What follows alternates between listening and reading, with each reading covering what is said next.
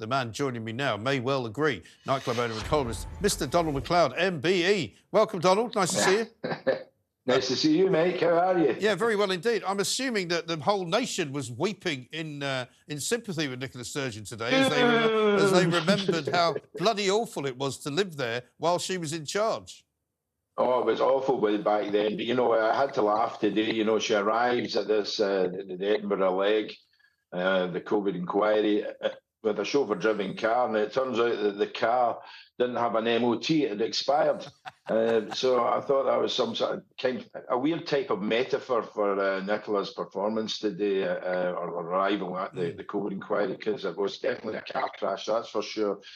I mean, it didn't have the same underpinning of two-faced, foul-mouthed backbiting that maybe the same amount that London had, but it certainly had its own up here with them all crawling all over each other. The clinical director, Jason Leach, Health Secretary, Jane Freeman, Hamza Yousaf, former Health Secretary, and now FM, Kate Forbes, who was probably the only honest one there, the not-so-honest DFM, John Swinney, and Liz Lloyd, all trying their very best to cover up their secret shenanigans and meetings during the pandemic and get public caught out, absolutely hammered by the quite brilliant Casey, the ruthless Jamie Dawson. He was brilliant. So today was the big draw, the real deal, the meeting two veg of the inquiry, the former Chief Mammy of Scotland and the Nats, Nicola Sturgeon. And she was basted, grilled and roasted during the whole day. You know, it was quite something to watch. Yeah, or even filleted, you might say, if you were going to use some fish analogies. But, I mean, the thing that's amazing to me is that she has fallen from grace, I think, quicker than almost any political leader that I've ever seen. You know, because it was only really about a year or so ago, wasn't it, when people were talking about her being this amazing leader, that, you know, if only she was the Prime Minister of this country, if only, you know, she was the leader of the whole of the UK. When she turned up today and got out of that, you know, 2017 registered, non-MOT covered Audi estate car and sort of walked in, you just thought, she has literally become a shadow of her former self. Yeah.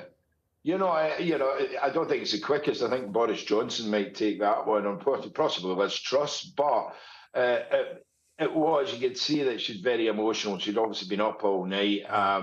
And, you know, there was a certain, very small degree of sympathy on that one. But, of course, as this inquiry unravels or goes on, you find out, you know, it's been lying on an industrial scale, or rather they've been certainly deleting their messages and their WhatsApps. On an industrial scale, and every one of them, and no more so than the former First Minister.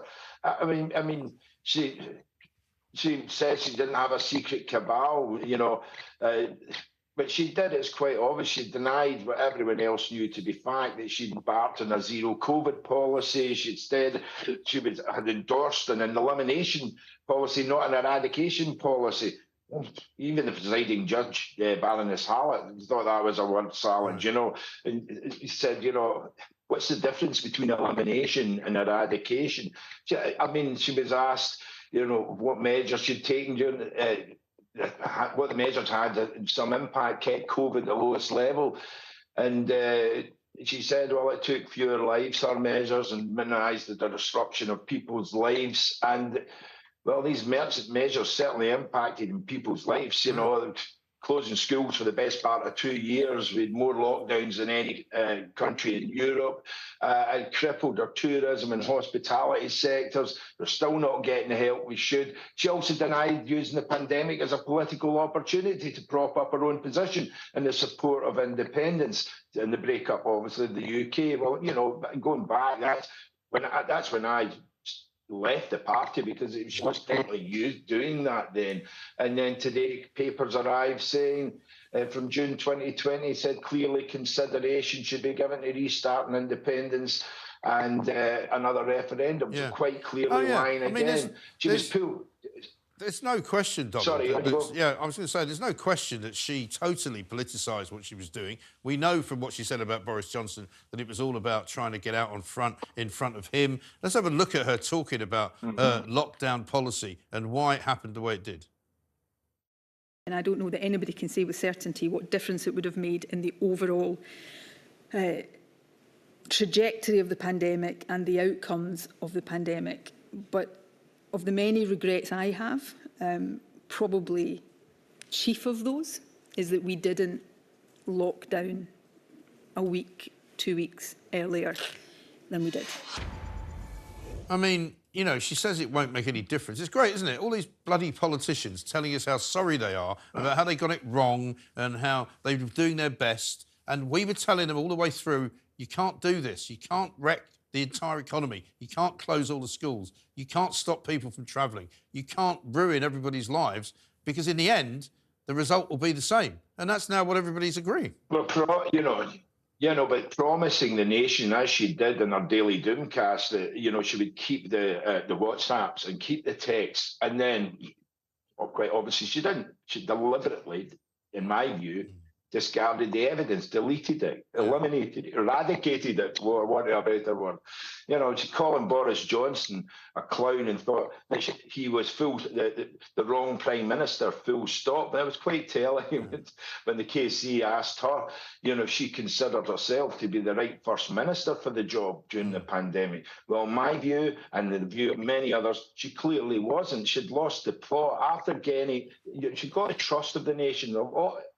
I would say maybe nearly 100% of people backed her at the beginning, and then she started racing out the traps with her lockdowns, with her, roadmap to ruin, and so on and so forth. And it became very obvious that she wasn't acting on behalf of the nation or behalf of the people. She was acting on herself. And, and I was quite taken today where the statement of Jean Morrison of the Scottish Bereaves group, and she said, hubris does not stop a pandemic, but the story of COVID in Scotland is the story of the hubris of Nicola Sturgeon. Yeah. Well, that got a reaction from everybody. She didn't like that. Let me just interrupt you for a second. And it's a sad state of affairs. We're in that situation. 18,000 Scots lost their life. 3,500 people are reckoned have lost their lives by being shipped out of hospital without being tested into care homes. Somebody has got to take responsibility for that. Quite apart from losing businesses or, the nighttime economy falling flat. People died because they were they were shipped en masse out of hospital into care homes without any care or foresight or any checks. That is a disgrace. I'm sorry, it's just wrong. Also, you've got to ask the question, why were all these WhatsApp messages deleted? Because on the one hand, you've got Nicola Sturgeon saying that she has great recollection of all of the messages that she sent and that she may or may not have unsent. But let's have a look at how she explained why she did actually get rid of some of them. And you knew at that point that those messages had been destroyed? I knew, yes, that I had operated in line with a policy that I had operated in line with, and advice that I had had from the outset of my time as a minister to ensure that conversations with others in government with any impact or relationship to government business shouldn't be kept on a phone that could be lost or stolen, but properly recorded. Yeah, so apparently it's not safe to keep messages on a phone, but it's OK to send them on a phone. I mean, it's absolute gobbledygook, isn't it? It's complete rubbish. Also, interestingly, people are asking questions in Scotland tonight, Donald, about what about the Alex Salmond trial? What about all of the WhatsApp messages? Yes, I was just about to come to that, Yes, that she supplied. After the Alex Salmond trial, I mean, it's been well known that all WhatsApp messages seem to have been deleted and gone, and that seems to have been a policy from that point onwards. So that was Amar Anwar asking the question, and he's representing the COVID bereaved group. So there's more questions than answers yet again. And what are we after here? We're all after answers. We all want to know what happened, what went wrong, and move on, but not without people that have really been guilty of, incompetence or, as I say, people that have shipped it, they should be penalised. They should be certainly put up in front of a court to answer for some of the questions. But I do think it's criminal that these messages have been deleted, especially after they were warned. And so no excuse like that covers it. And then you've got burner phones as well. I mean, it turns out, the 2 or 3 burner phones. Oh, no, I didn't use a burner phone. They say, well, how do we know? We don't. And so there's no point saying that Boris Johnson was a rogue and a terrible prime minister, blah, blah, blah, and a liar. When we're doing exactly the same up here. I'm sorry, she's toast now. I mean, she's finished. Yeah, there's no question. No question, Donald. Listen, we're out of time, I'm afraid. But listen, very, very interesting to talk to you. There's going to be more to come, I'm sure. And we'll keep talking about it as well. But we will see you soon, I'm sure. Donald Macleod, MBE there.